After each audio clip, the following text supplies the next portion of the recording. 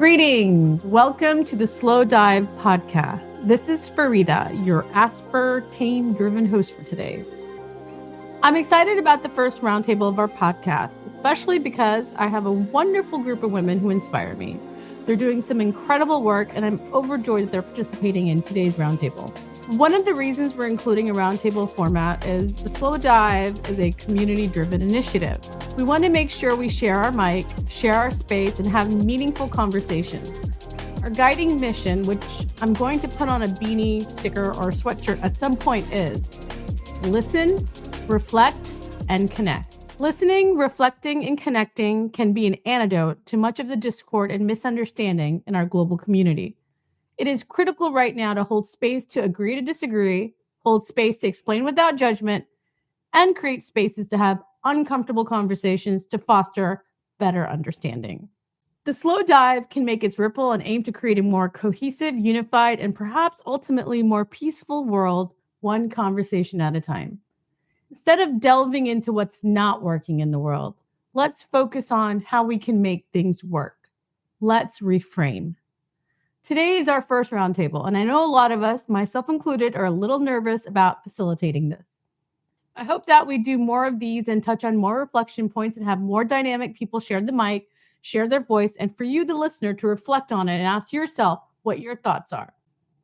It's important to examine our feelings and triggers. What offends us? What lights us up? What makes you cringe? What befuddles you? What is it that you don't know? What must you seek? What makes you happy and why? What makes you angry and why? And then, what are you going to do about it? What does that evoke? If we're clear on why we feel things, whether positive, negative, neutral, or just unclear, we can understand why we feel a certain thing. For reference, check out the flywheel of emotions. When we as individuals are bettering ourselves, in turn, we are bettering our community. We can all be wrongly misunderstood, misperceived, and misrepresented. Maybe by breaking bread, coming together, finding commonality, and understanding each other's differences, we can coexist better. The road to understanding is with an open heart and mind. The world is incredibly divisive. Everyone talks about community, but what does it mean to be an active member of one? What does community mean for the individual? And what do good communities look like? The first step today is just to have a conversation. We have an ambitious list of questions. We may or may not get through with them all today, but we will continue our conversation going forward. And I hope you will take an opportunity to reflect with us. Now, let's meet our guests.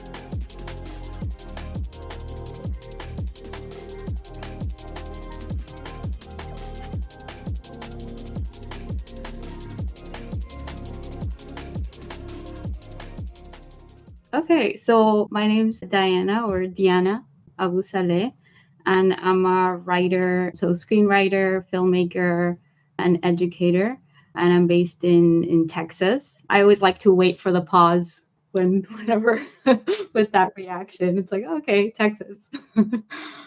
And yeah, so I've been like writing for a while, for about maybe 10 years. And I like to do a lot of like sci-fi, fantasy, like a lot of grounded sci-fi. And I don't like to be like limited by like one genre. I was born and raised in Venezuela, but my family is Syrian. So I like to kind of bring that multicultural experience into my writing. I didn't see a lot of that growing up. I didn't see that. That's kind of why I went into filmmaking. I didn't see someone like myself. It was always this or that. It was very black and white in Hollywood. So that's kind of what brought me into filmmaking. So what is home? I love these prompts, Farida, because it's something that I think about a lot, especially as someone that has moved around a lot growing up. Like growing up, I moved around like 23 times. I was always the new kid. So that question was always at the back of my mind, like, what is home? So right now as an adult, it's definitely just a feeling. It's always looking for that sense of belonging, that sense of peace. It's always changing for me, to be completely honest. Sometimes it's a person, sometimes it's just a memory of something comforting. and sometimes it's a place. But I always revisit this question because I moved around a lot, and I always like to put this in my characters, in my writing. Wonderful first introduction by you, Diana. I appreciate that. Thank you. Gabby, you're next. Sure. Well, I'm Gabriela Lagarda. When Diana said she's from Venezuela, I perked up a little bit because I married a Venezuelan from Caracas. So we'll bond about it later. I am born a Mexican, born and raised there. I moved to the US in 2014. Even though I studied marketing back home, I've always been fascinated by music and film and entertainment as a whole. So I decided to move here and studied music business, thinking that I would go into the music industry, but fate brought me to film, which is amazing. It's an industry that I never really thought of exploring as a job, which, and now I love it. I started working at the film company Participant, and I was there for 8 years. Wonderful experience. Unfortunately, if you've seen the news, the entertainment news, the company's shutting down. It's mixed emotions. It's sad because it's, of course, an end of an era for me personally, but also for Hollywood.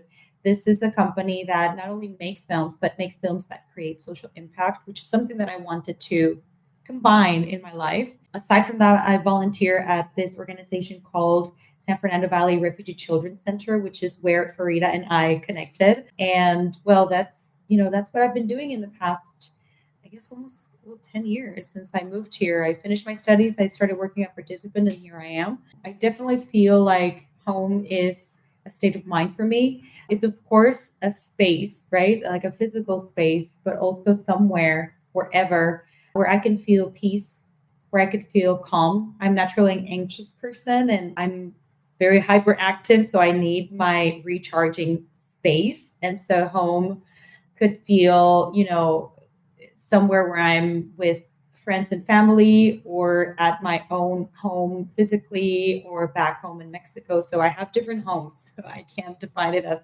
one place physically, but definitely a state of mind where I can feel recharged and peaceful and calm.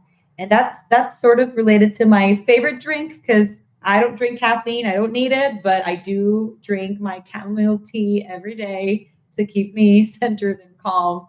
And I believe that one of the things that I think the world is doing right overall, it seems like every generation will say that their generation went through a lot and it was a crazy world, a crazy time.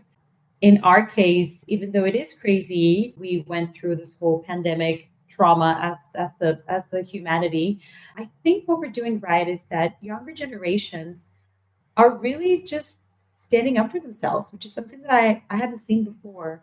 And it's going at such a fast rate. And I'm very proud of that, and proud of also trying to do the same, right? Standing up for myself when I see something that I don't think is just.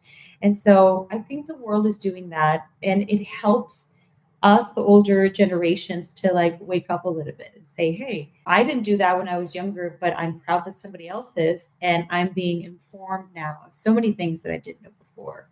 As a human being, as a consumer, as a part of society, I think it's important to be informed. What are the things that we're doing probably not the best? And so I think that has opened my eyes, both when I see younger people, younger activists, and also at my work with films that we do with social impact. I'm learning new things all the time and changing my lifestyle for the better. So I think that's what the world, I think, is doing great. Thank you so much. And that's a great intro as well, Gabby. I'm going to say it's a huge loss for us as a filmmaking community with Participant. We were all shocked when we heard that. So I feel for not only you and the amazing filmmakers that Participant has helped and launched and empowered.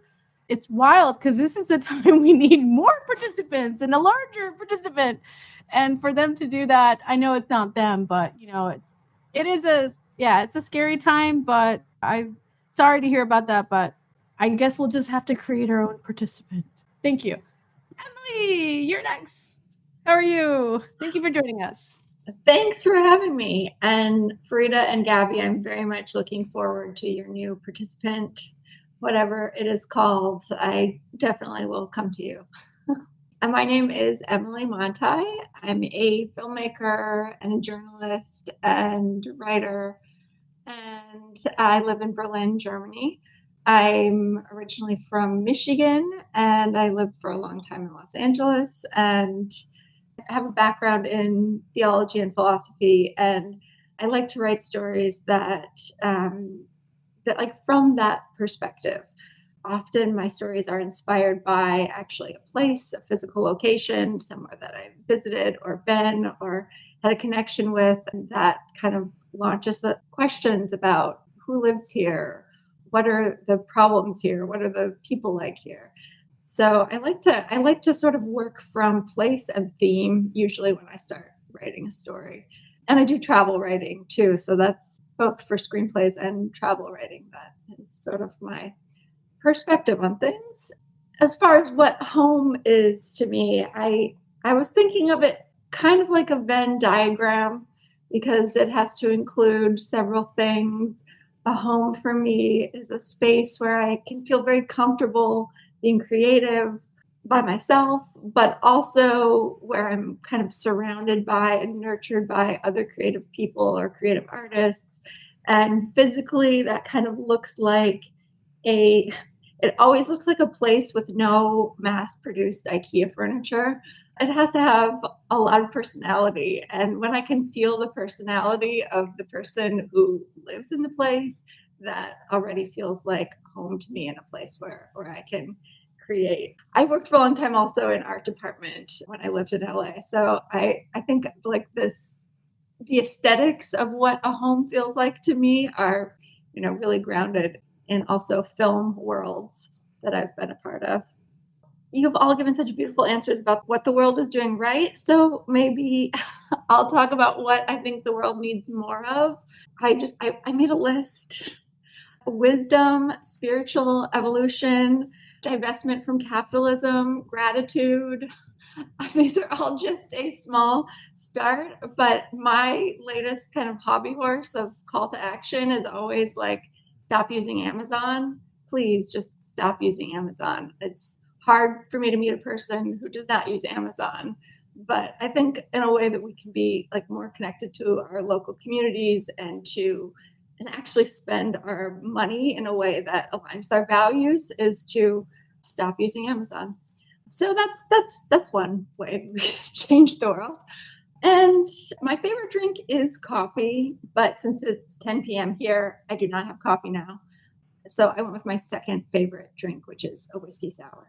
Thank you, Emily. You know what? There needs to be like a 12-step program for getting off of Amazon because it is so easy, right? It's so convenient. And I think that's kind of like where the comfort zone and convenience can sometimes hinder society without realizing it.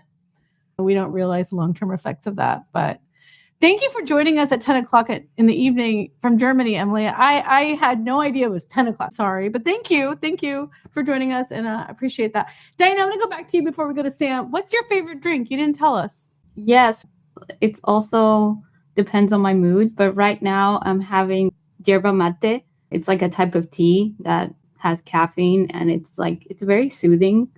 It's from South America. So there's Brazilian, there's the Argentinian type, but I think I really like it because it has a very bitter taste. So it's an acquired taste, but I really like it. I relate it to like the ritual of making it and like the traditions. So I like that. It has a whole like, oh, you can't boil the water and then you have to add lemon to it. And like, it's a very social drink. And I like little like traditions like that. No, yerba mate is actually really great for people with anxiety. Like I need a good yerba mate referral because I think the stuff I got is not as great as it should be. But yes, good stuff. Last but not least, our wonderful Samantha Henderson. All right. Well, I'm going to start with my favorite drink since that's where we led off with. And I have to say that I'm a coffee person, not a coffee snob. So it doesn't have to be the good stuff, but it can't be Folgers. I'm Samantha K Henderson. I am a producer. My love for film started as a young child, really with my dad teaching my brothers and I how to tell stories. So I'm a storyteller first.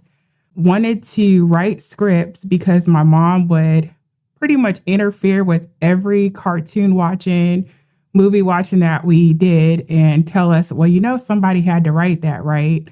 You could do it if you really wanted to. And that's something that rang in my head and stuck with me. So growing up, I saw myself as being a screenwriter, but didn't know where to start there. So when it was time for college, I actually got my degrees in economics and business. Okay.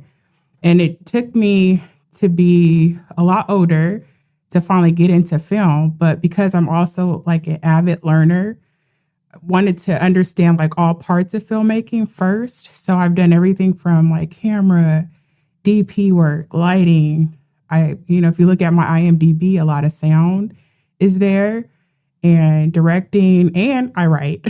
So what led me to producing really is just the love of, being able to organize, bring people together. Community building is really ingrained in me. So it doesn't matter like where I fit into society at any given time. Like I'm always trying to build and bring people together. So anyway, producing allows me to not carry heavy gear. So I have had to let go of like the sound work and DP work so that I could save my bag. And that has led me here where I am today as an independent film producer, podcast host, and producer, and looking to jump into events. Thank you, Sam. And you're great at events. I just want to give a shout out. Okay, the first word I'm going to give to the whole group is wonderment. What does the word wonderment prompt you to feel? When was the last time ever in your history you felt wonderment? And can you share that example of wonderment?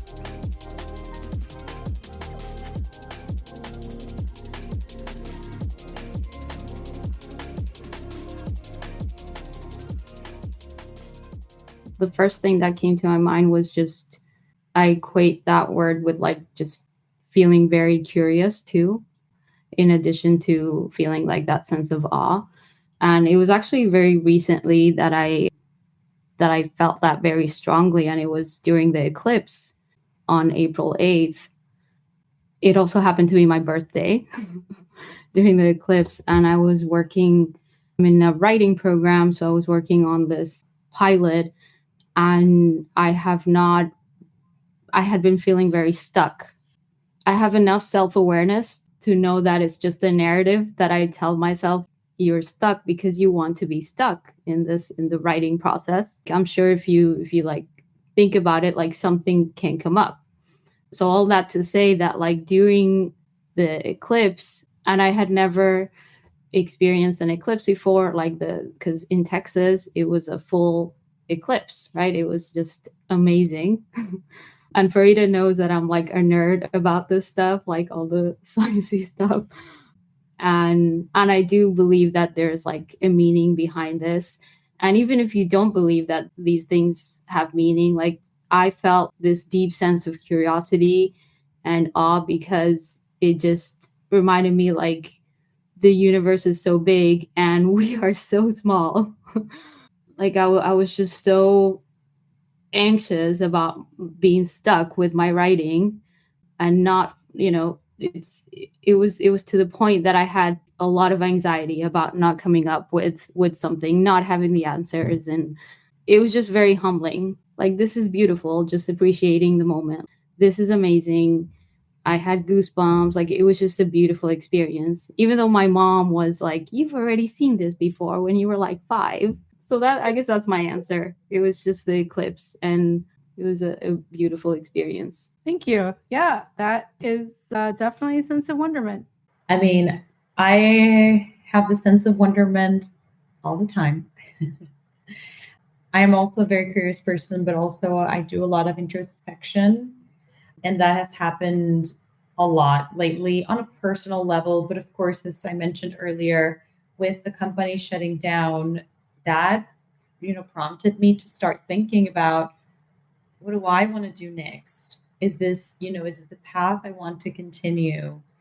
What kind of chapter am I opening in my life now? And so all these questions, and curious to know, like, is this because I I kind of wished for having a little bit of a break. I didn't expect the break to come this way, but I was wishing to stop for a second and reflect and look back and look forward and see, which direction I want to go now. And so now that I have been kind of forced to do that, I have been spending a lot of time with myself and thinking about, yeah, what I want to do next. What do I envision for myself? And also, it's a little bit related to what we were talking about what we're doing right as a society, but also what is missing out there.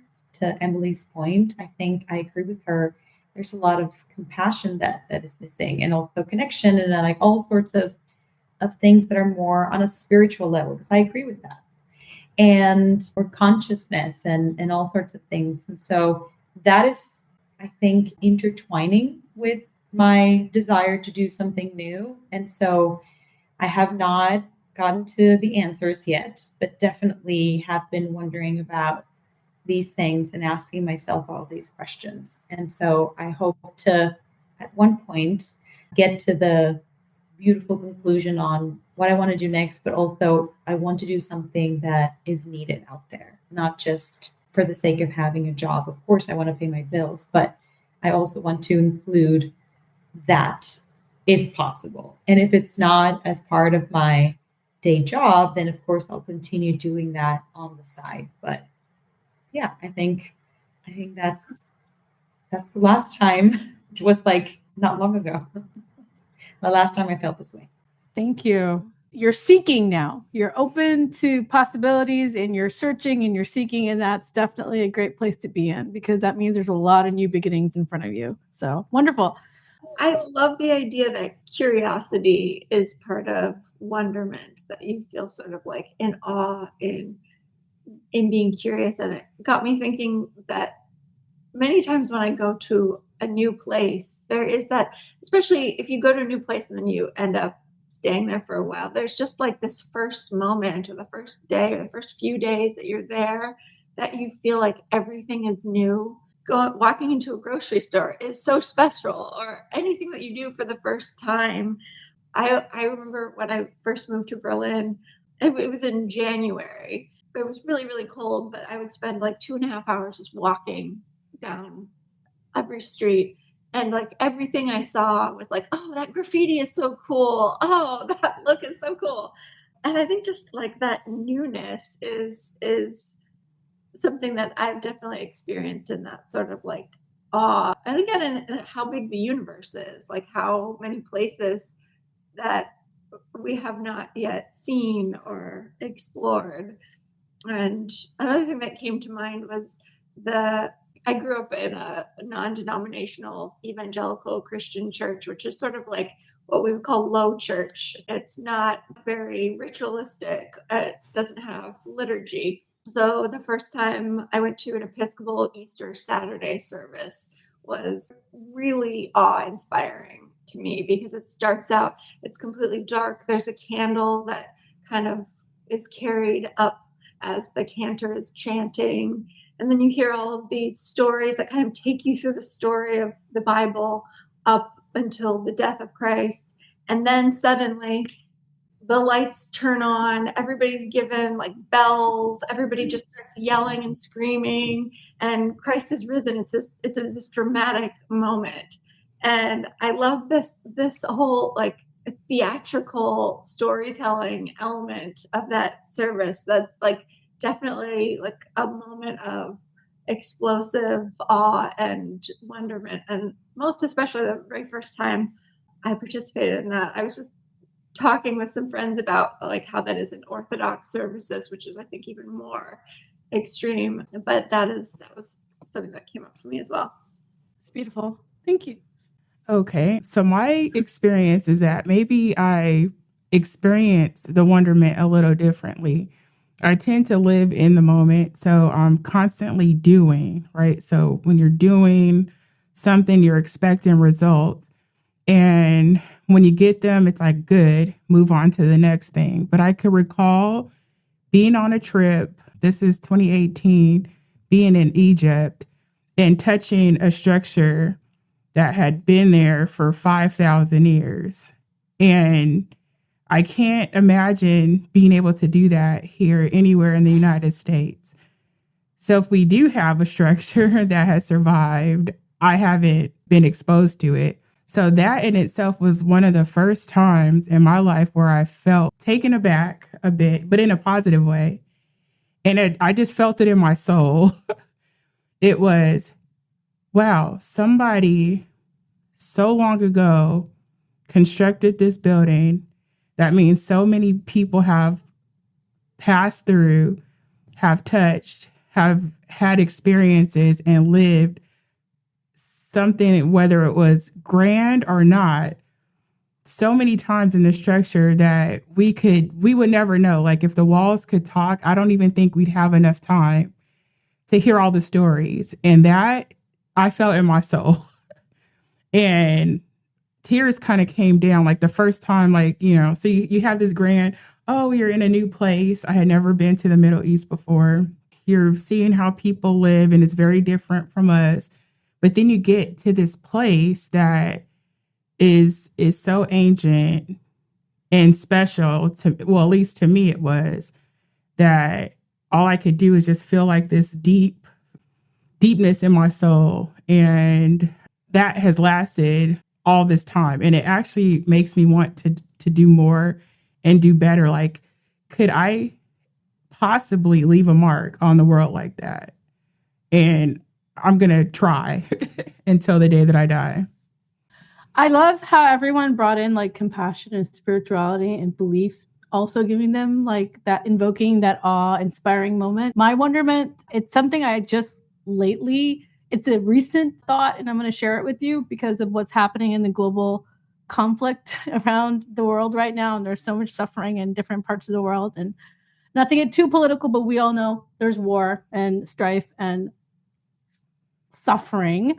I don't know if you guys are familiar with Banksy. I'm pretty sure you are. Banksy has this one image on a wall dividing countries and people. And the image is of a girl and a balloon just kind of escaping into, it's a shadow, and the little girl is trying to hold on to the balloon. And I've seen that image many times over time. I'm a huge fan of Banksy. Huge fan. But I saw it recently, again, online, of course, and it made me cry. And I'll tell you why. Not because all this suffering is happening, because that's unfortunate. Like, we're not immune to it. It is happening. But I, for once, at my age, correlated that balloon to like a birthday balloon.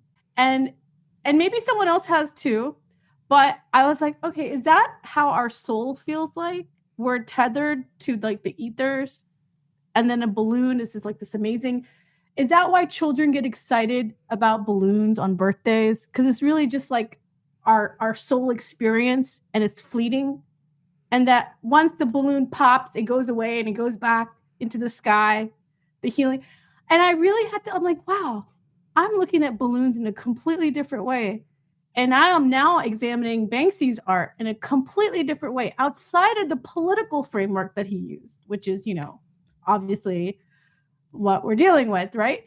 In the world, where there's a lot of division and vilifying and othering and all that horrible stuff that makes us think that we're separate from one another. But then you see this balloon and you think every baby's birthday party has balloons. Every gender reveal party has balloons. Every bridal party, balloons are celebratory, but what are we celebrating? Life, right? But what does that mean when you see it on a concrete wall?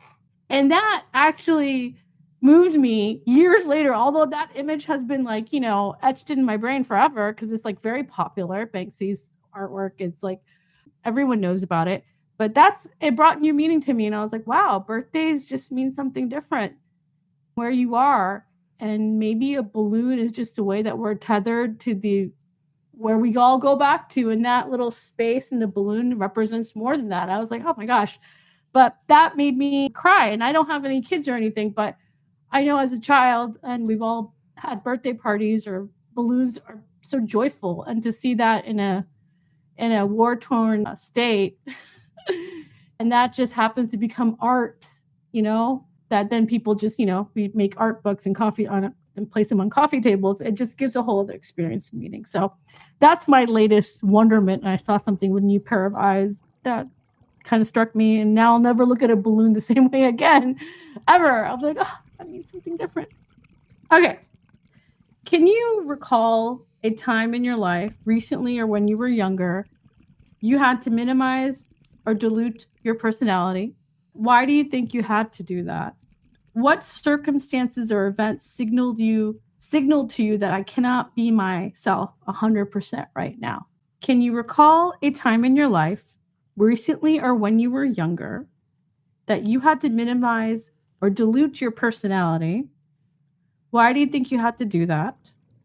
What circumstances or events signaled to you that I cannot be myself 100% right now? And I mean, there's words that we can use such as masking. People mask a lot, and that could be applied in different ways, whether it's out of safety, whether it's out of, situational circumstances. So that's one way of looking at it. Or it could just be from a social place, like where you felt like you had to, because if you didn't do that, then what would happen? Or it could also come from a place of empowerment. You were perhaps not ready, maybe society or maybe early relationships or just your surrounding, your community never empowered you to feel like, yeah, I do have my voice, I can share. So it's really open to interpretation. And so think about that. That is the invisible versus visible, because those are the themes. Are you being gaslit? Did you not feel safe? Did you feel like you didn't have the right amount of information? Did you think you're not an expert? You have to be an expert to speak on this experience? I don't know. It could be anything. Yes, Gabby. It seems to me like that as women, I think we tend to do that, but I'm not going to put words in your mouth.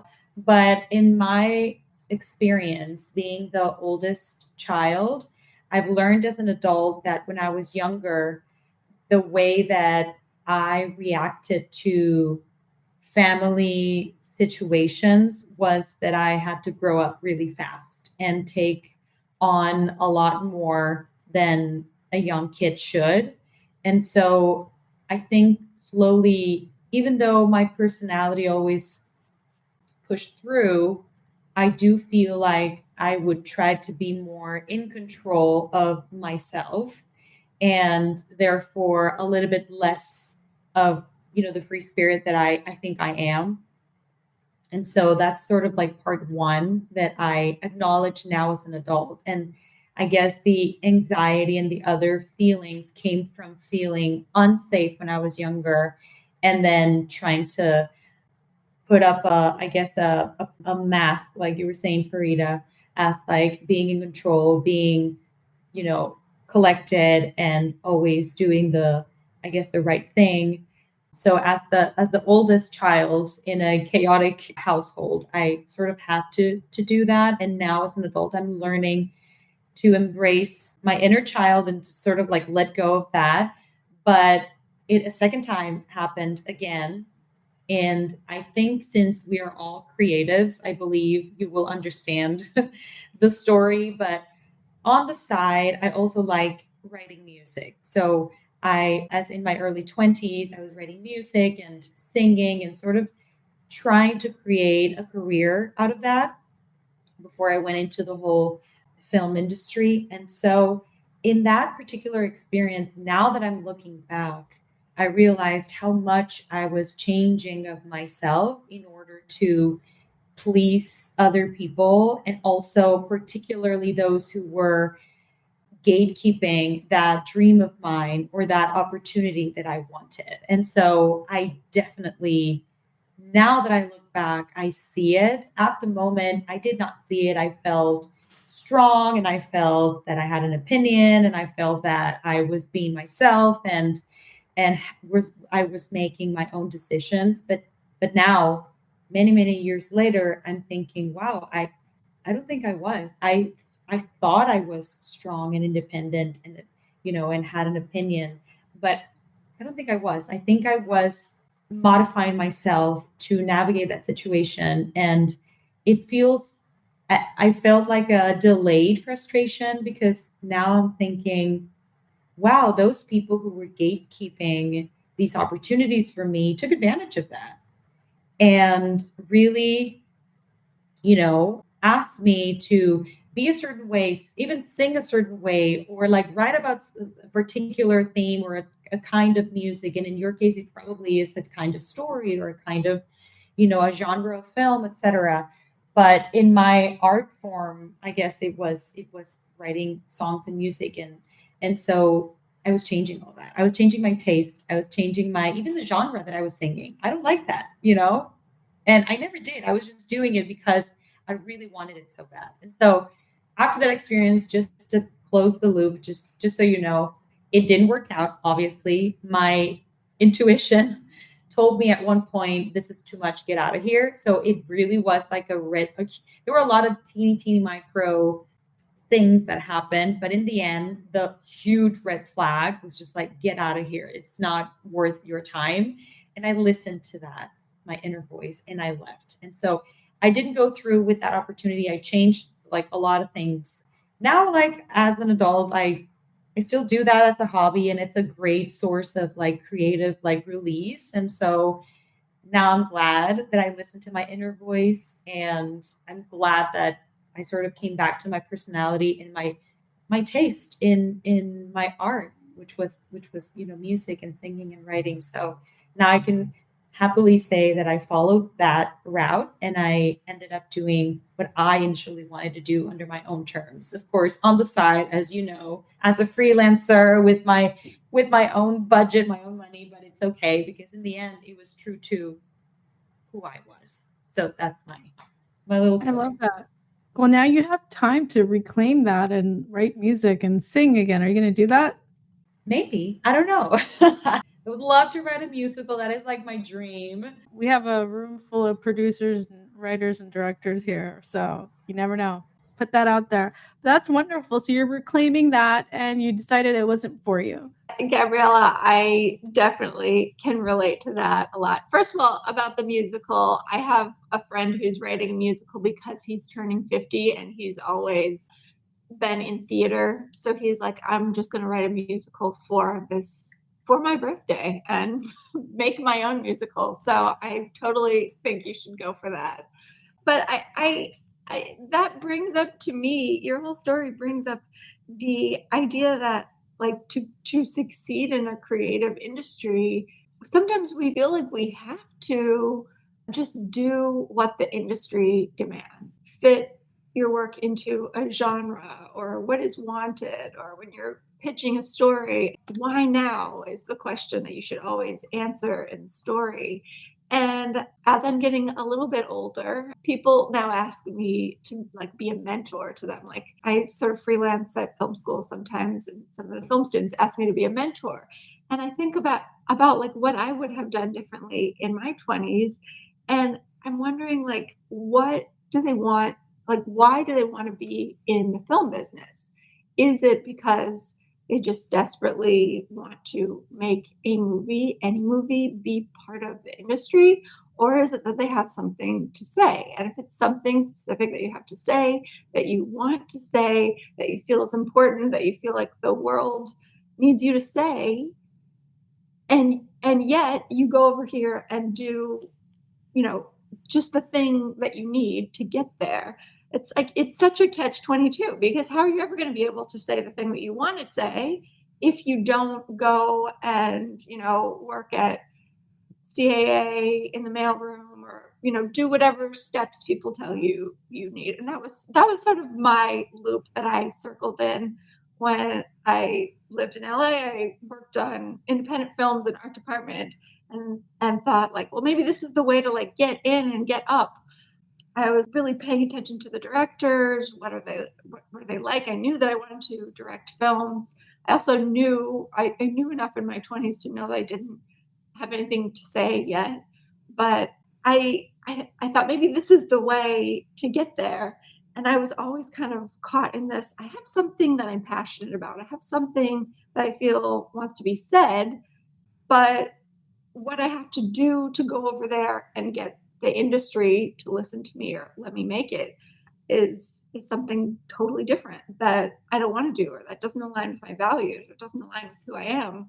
And either it's just spend 6 to 10 to 12 years of just masking in order to then get what you want, or go off somewhere else and do it maybe as a hobby. Or I mean, I kind of call filmmaking my full-time hobby because I don't make my living from filmmaking. I make it from journalism and writing. So I'm kind of masking, I guess. Sam, did you want to add? So I feel like I am always masking, regardless of my circumstance, because I have a pretty strong personality. And the one thing that I hate the most is to see a person or animal be mistreated.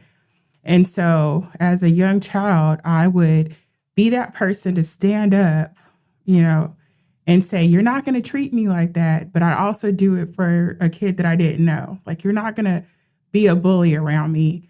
So I guess, like, if we lived in Gotham, I'd be the vigilante, maybe like Batwoman or something. I don't know.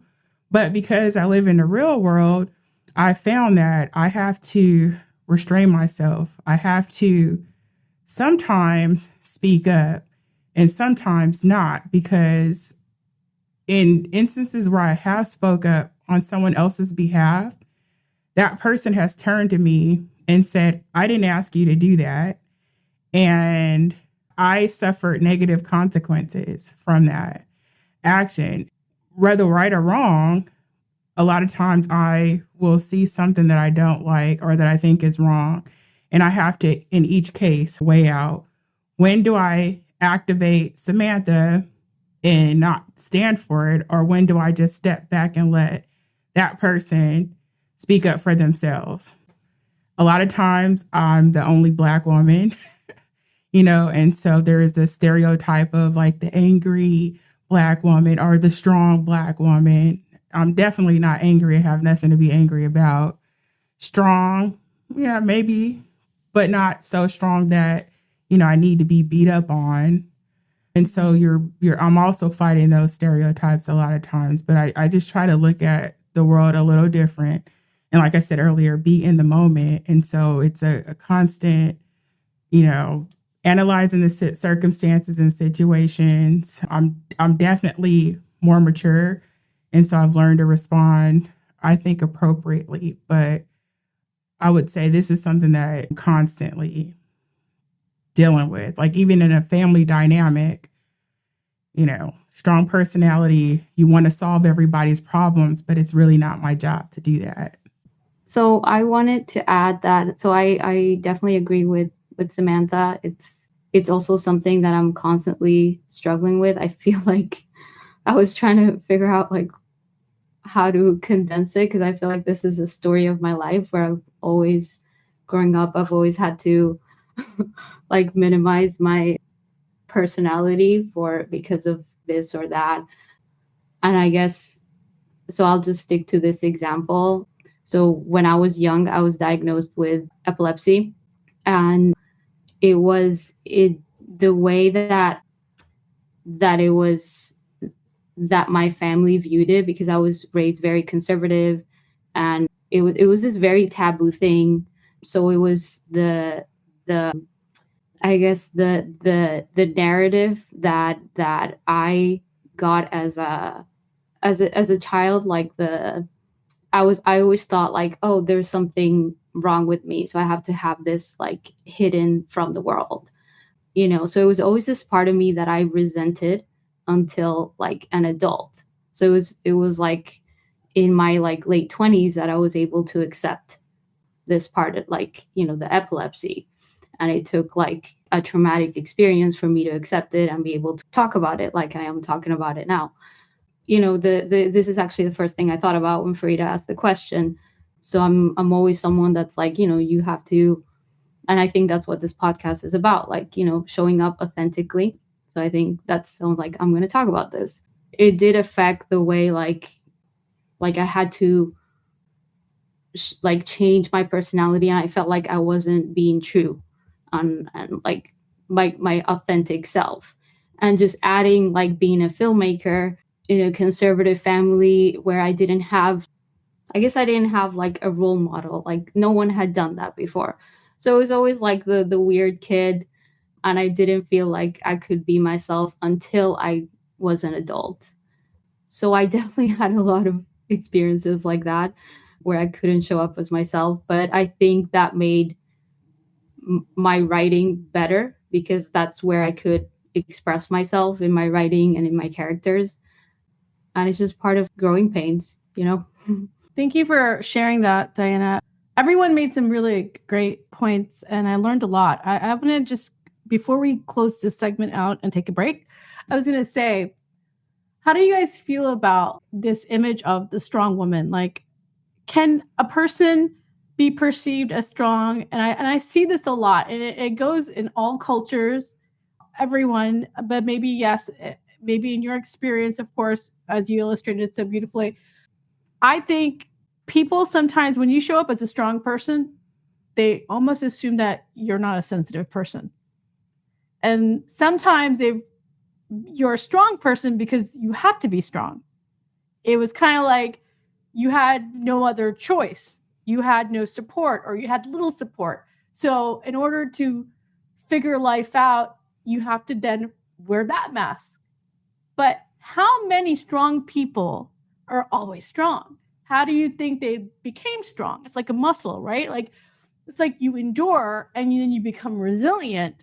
And that is where the strength comes from, because it's your emotional capacity building. The more crap you've endured, the more crises you've been undergone, the more, issues you've had to deal with or contend with, they test your spirit, and that's how you become strong. So then you show up always as a strong person because you built that muscle through resilience. That then people assume, well, and I see this with a lot of, if you want to use the label alpha female, outgoing females, empowered women, but I think both men and women in general, we are all strong. Unfortunately, when we see strong women, and I've seen this sometimes in my culture and even amongst men, they will treat a strong woman like she doesn't have a sensitive side to her. I'm like, hey, I'll speak from my experience. I show up strong because I had to be strong. I had no other choice. It's a kind of a survival mask. And that's just for me. And I live in a quote privileged first world country, right? With plumbing and electrical grid system and all that. But imagine women in other countries with other set of circumstances or other issues. I feel like, when people just write off people as just being strong, like they're heartless, maybe they're not. Maybe they're just so used to masking and staying in their strength because they weren't allowed to be soft or allowed to lean back because they had no support. So in order to survive in this world, you just show up strong. That's the one thing I know, that people don't just become strong. It's not like they're born strong. They become strong. And when we see a strong person, I think we should be like, hey, I am inspired by that, but let's not cancel out our our empathy for them, because we notice it. It's well, this person never smiles. This person always has an answer. They're always prepared. Why do you think that is? Why do you think they're always prepared?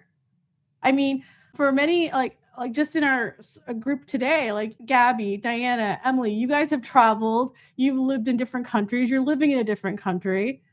There's a certain set of skills that you have to develop to go to a whole different country and to figure it out and adapt. That takes strength and resiliency. People make it look easy. You don't have to talk about how hard it was at the beginning and how scared you were, or how and it doesn't even have to be like just going to city, but and I say this in the broader thing, I think one of the things that I feel like when people just kind of write off things, it must be nice, or that person's just strong, we kind of discount the events that led them up to that strength. We also minimize their experience to why they are the way they are and how much work went into that, because they're not going to tell you, because they've just emerged strong. And I think that's a space we need to hold for people.